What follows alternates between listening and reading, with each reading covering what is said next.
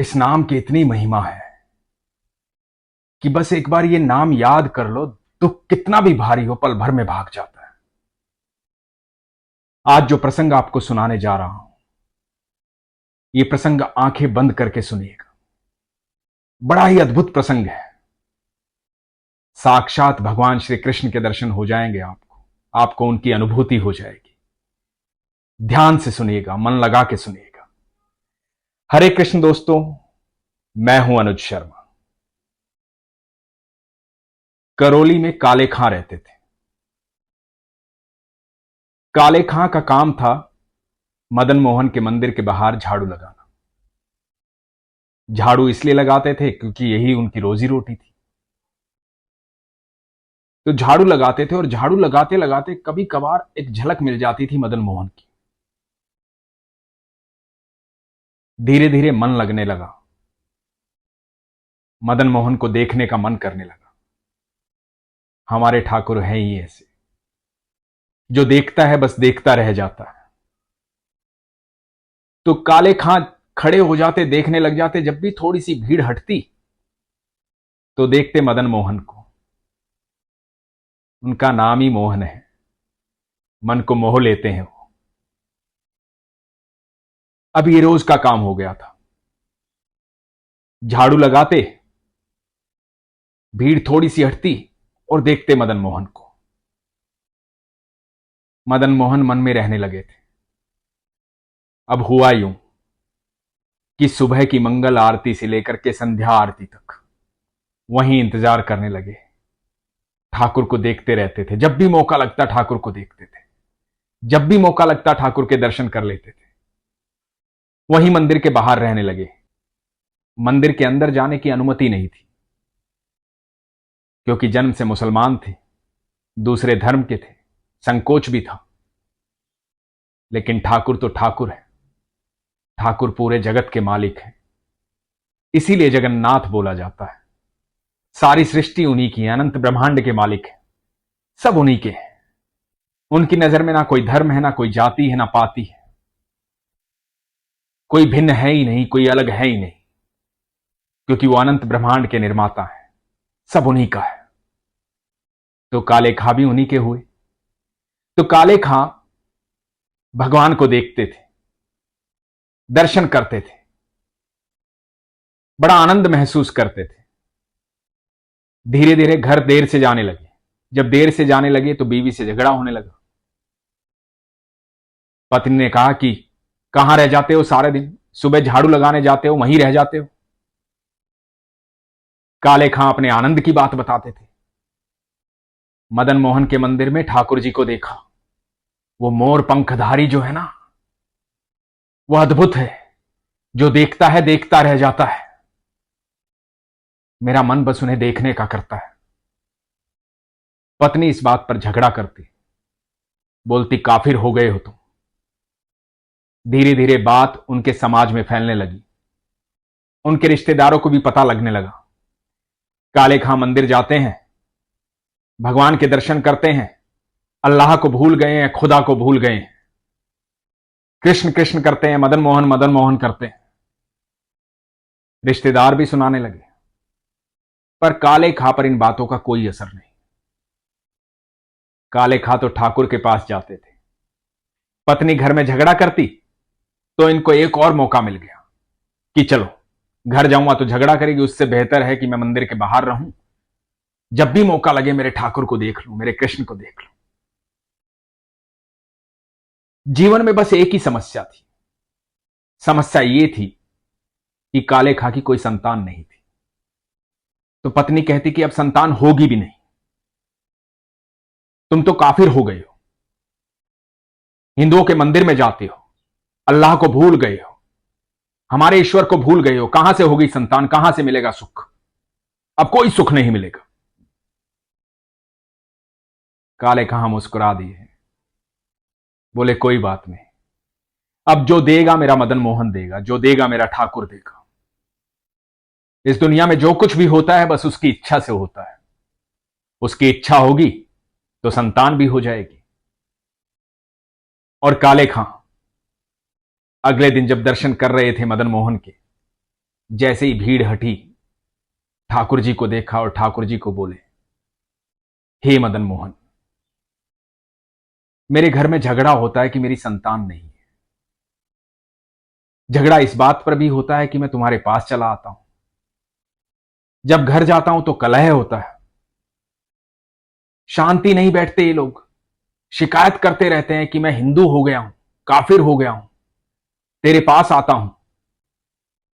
मेरे लिए ना सही, लेकिन घर में शांति के लिए, इनकी इच्छा के लिए एक संतान दे दे। काले खां ने ठाकुर जी से एक संतान मांगी, कहा कि परिवार वाले शांत हो जाएंगे, रिश्तेदार मुझे सुनाएंगे नहीं, इसलिए एक संतान दे दे। और ईश्वर तो ईश्वर है, अनंत ब्रह्मांड में वो कुछ भी कर सकते हैं, जो हम कल्पना भी नहीं कर सकते वो भी वो कर सकते हैं, क्योंकि वो परमेश्वर है। 1 महीने बाद काले खां की पत्नी प्रेग्नेंट हुई। अब काले खां ने कहा कि देखा, मैंने कहा था ना, मेरे मदन मोहन की जो इच्छा होगी वही होगा। तो रिश्तेदार कहने लगे कि ऐसा कुछ नहीं है, यह अल्लाह की देन है, ऊपर वाले की देन है, तुम्हारे मदन मोहन ने कुछ नहीं किया है। तो काले खां मुस्कुरा दिए, कोई बात नहीं, तुम्हारी इच्छा थी संतान होगी तो संतान हो जाएगी। मेरी नजर में तो ये मेरे मदन मोहन की कृपा है। और काले खां के यहां एक बेटे ने जन्म लिया। काले खां प्रतिदिन वैसे ही मंदिर जाते, झाड़ू लगाते, भगवान के दर्शन करते, भगवान से अपनी मन की बातें कहते, दर्शन में इतना मन लग जाता, सारा दिन वहीं बिता देते। कोई कुछ कहता तो मुस्कुरा देते, कोई गुस्सा करता तो मुस्कुरा देते, बस भजन करते, दर्शन करते, यही थी दिनचर्या। धीरे धीरे समय बीतने लगा। बेटा 8 साल का हो गया। बेटे के भीतर वही संस्कार थे काले खां वाले। वो भी जन्माष्टमी मनाता, दही हांडी करता, भगवान कृष्ण के भजन करता, मदन मोहन के दर्शन करता, भगवान को जानता था। और काले खां ये जानते थे कि ये और कोई नहीं, ये मेरे मदन मोहन की कृपा है, ये मेरा मोहन ही है। काले खां मदन मोहन का आशीर्वाद उसे मानते थे। एक दिन हुआ यूं, जब बेटा 8 साल का हुआ तो अपने मित्रों के साथ नदी पर खेलने गया और वहां एक सांप ने उसे डस लिया। काले खां उस समय ठाकुर जी के दर्शन कर रहे थे, भगवान से बातें कर रहे थे। पत्नी को पता लगा, पत्नी चिल्लाती हुई मंदिर पहुंची। भगवान की श्रृंगार आरती चल रही थी, काले खां भगवान को देख रहे थे। पत्नी ने चिल्लाते चिल्लाते कहा कि बेटे को सांप ने डस लिया है, चलो यहां से, क्या कर रहे हो यहां, चलो यहां से। लेकिन काले खां ने ध्यान ही नहीं दिया। काले खां की आंखें तो सिर्फ मदन मोहन को देख रही थी। जब आप ठाकुर जी को देखते हैं तो देखते रह जाते हैं, बाकी कुछ दिखाई नहीं देता है, ये पूरा संसार दिखाई नहीं देता है। जो ठाकुर को देख लेता है उसे कुछ देखने की आवश्यकता भी नहीं होती है। काले खां भी कुछ नहीं देख रहे थे, बस ठाकुर को देख रहे थे, मदन मोहन को देख रहे थे। पत्नी बहुत गुस्सा हुई, गुस्से में बोली कि यदि मेरे बेटे को कुछ हो गया ना तो तुम्हें भी देख लूंगी और तुम्हारे मदन मोहन को भी देख लूंगी, किसी को भी नहीं छोड़ूंगी। जल्दी से झाड़ फूक वाले को लेकर पहुंचो। और बड़बड़ाती हुई पत्नी चली गई। काले खां मदन मोहन को देखते हुए बोले कि मैं जानता हूं प्रभु, ये तेरी लीला है, सब कुछ तो तेरा दिया हुआ है, ये पुत्र भी तो तेरा दिया हुआ है, तेरी लीलाएं अद्भुत हैं। तू जानबूझकर मुझे कष्ट देता है, जब तू कष्ट देता है तो मैं तुझसे बातें करता हूं, और जब भी कष्ट आता है मुझे तो खुशी होती है, क्योंकि मुझे मौका मिलता है तुझसे बात करने का। मैं अब भी जानता हूं कि तू सब सही कर देगा। ये कह के काले खां नदी पर पहुंचे। जब नदी पर पहुंचे तो पत्नी चिल्लाई कि झाड़ फूक वाला कहां है। काले खां को कहां ध्यान रहता था, वो तो जानते थे कि मेरा तो जो कुछ है मदन मोहन है। बोले कि भूल गया। पत्नी ने कहा कि बुला कर लाओ। एक झाड़ फूक वाला आया। उसने देखा, बच्चे के शरीर को छुआ। बच्चे का पूरा शरीर नीला पड़ गया था। झाड़ फूक वाले ने कहा कि बच्चे में जान ही नहीं है, बच्चे की मृत्यु हो गई है। पत्नी जोर जोर से चिल्लाने लगी। काले खां एकदम शांत खड़े थे। जिसका ईश्वर पर भरोसा होता है, उसके जीवन में कितना भी बड़ा तूफान आए, उसकी शांति कोई भंग नहीं कर सकता, क्योंकि उसका विश्वास प्रगाढ़ होता है। और जब विश्वास प्रगाढ़ होता है तो कोई शंका नहीं होती है। इसलिए स्थिरता बनी रहती है, क्योंकि स्थिरता ईश्वर में होती है। पत्नी जोर से चिल्लाने लगी। बेटे के शरीर को उठाया, मदन मोहन के मंदिर की तरफ भागी। साथ सब गांव वाले। काले खां मंदिर की दहलीज पर ले जा करके बेटे को रख दिया और पत्नी चिल्लाई कि तूने दिया था ना इसे।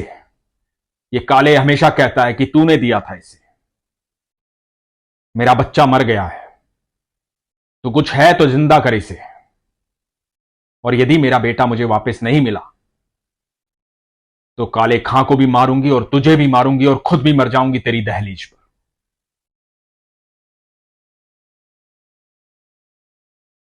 काले खां स्तब्ध थे, भगवान को देख रहे थे, ठाकुर जी को देख रहे थे।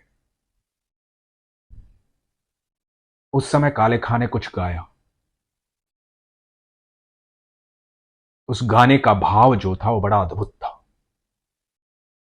काले खां ने कहा कि तेरे लिए तो कुछ भी असंभव नहीं है।